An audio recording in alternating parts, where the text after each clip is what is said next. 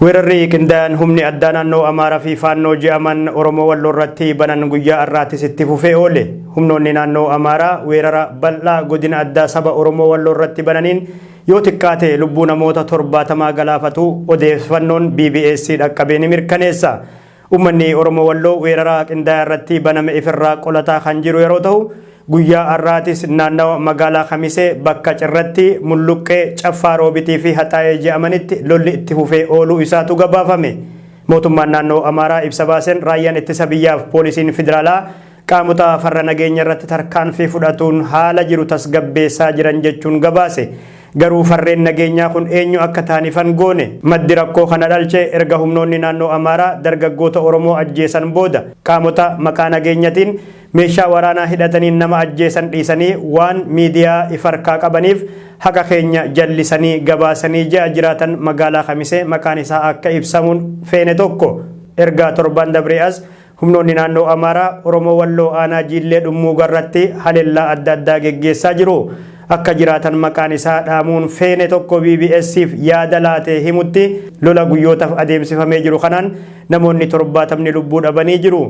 Erga sanbata dabree humnoonni Amaaraa dargaggoo Oromoo Arbiyyee Abbaa Boruu jedhamu ati abaa'oo shaneeti jedhanii rasaasa itti dhukaasanii ajjeesanii as haalli nageenya naannichaa akka malee hammaate. Lolli jalqabaa aanaa Jiillee Dhummuugaa bakka Jawwaa jedhamutti kan eegalee jiru yeroo ta'u yeroo ammaa haalan babal'atee lubbuu uummata nagayaa galaafataa jira.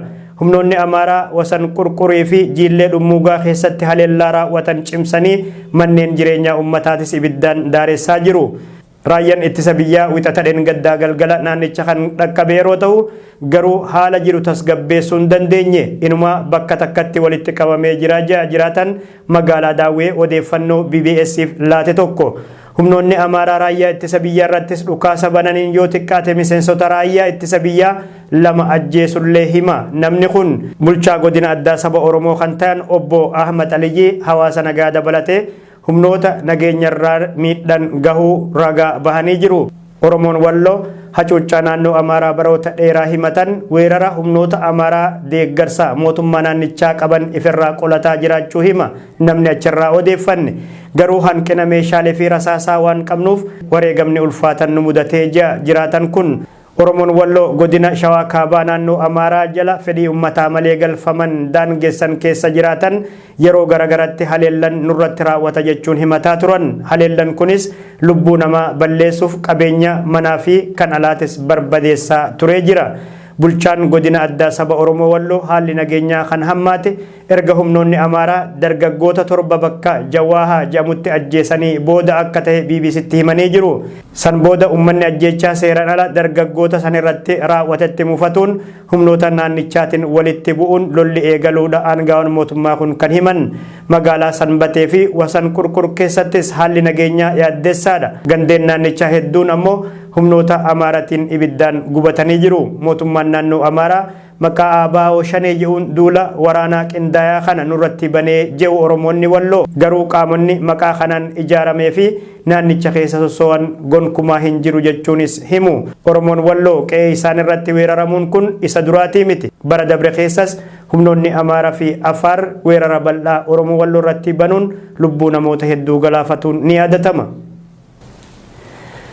Hospitaalota magaalaa Finfinnee keessatti ogeeyyonni fayyaa afaan Oromoo wallaalurraa kan ka'e dhukkubsattoonni wal'aansa silaa argachuu qaban dhaburraa hanga du'atti geessaa akka jiru gabaafamee jira. Hojjettoonni fayyaa hospitaala magaalaa Finfinnee keessa jiran afaan Amaaraa malee afaan Oromoo waan hin beekneef jecha dogoggora wal'aansaa laataniin du'aaf namoota saaxilaa jiru jedha qorannoon tokko. Dhukkubsattoota kutaalee biyyattii keessaa irra jireessan kan gara Finfinnee dhufanii wallaanaman Oromiyaarraa yeroo ta'u dhalattoota Oromooti. Qorannoon Dr. Toomaas Mokriyaatiin bara 2019 keessa hojjetame amajjii bara 2021 barruu Prime Scholars jedhamurratti maxxanfame hospitaala guddicha Quddus Phaawulositti dhukkubsattoonni harki caalu afaan Oromoo akka dubbatan kan mirkaneessu. Ogeessi fayyaa ispeeshaalistiin ulfaa fi gadaamessaa kan ta'an Dr. Toomaas qorannoo dhukkubsattoota 1466 torbaan tokkotti hospitaala dhufan keessaa dhibbantaan 56.1 afaan Oromoo dubbatu. Isaan keessaa harki 55.4 ammoo afaan Oromoo malee afaan Amaaraa warreen dubbachuu hin dandeenye. Ogeeyyota fayyaa dabalatee hojjettoota tajaajila garaagaraa hospitaalicha keessatti kennan 463 irratti qorannoo kan geggeesse Dr. Toomaas dhibbantaan 91 afaan Amaaraa qofaan waliif galu, kanneen afaan Oromoo fi afaan Amaaraatiin waliif galuu danda'an ammoo dhibbantaa 8.9 qofa.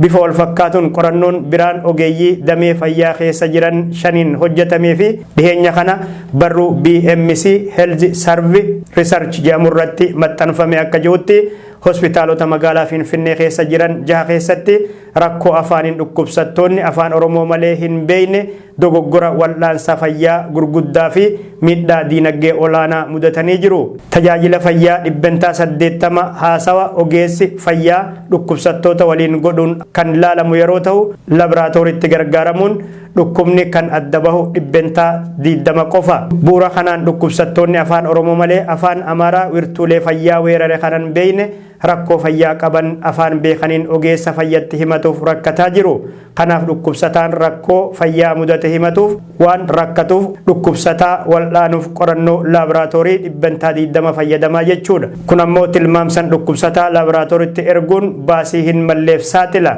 Akka qorannoon kun ifa godhetti yeroo takka dogoggora wal'aansaa laatamuun dhukkubsataan hanga lubbuu dhabutti deema. Afaan wal hubachuu dhabuun ammoo qorichaa fi gorsa dhibee wal'aanamuuf kennamu akka maluutti hojiirra oolchuu irratti rakkoo olaanaa akka qabu qorannoon kun ni addeessa.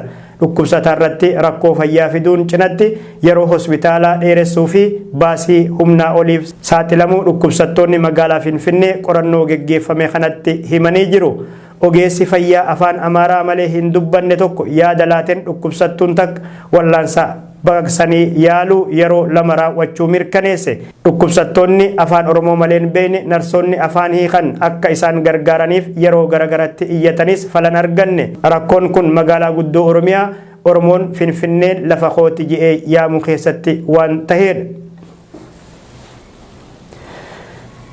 Masaraan mootummaa Somaaliyaa madfiidhaan haleelame. Kibxata kaleessaa haleellan masaraa mootummaa Somaaliyaa magaalaa Maqdishoo irratti argamu irratti fuulleeffatee geggeeffamee jira. Haleellaa kanaan yoo xiqqaate namoonni 5 akka madaayan BBC'n gabaasee jira. Daa'imni ganna 5 takka kanneen madaan keessatti argamu gabaasni BBC eeree jira.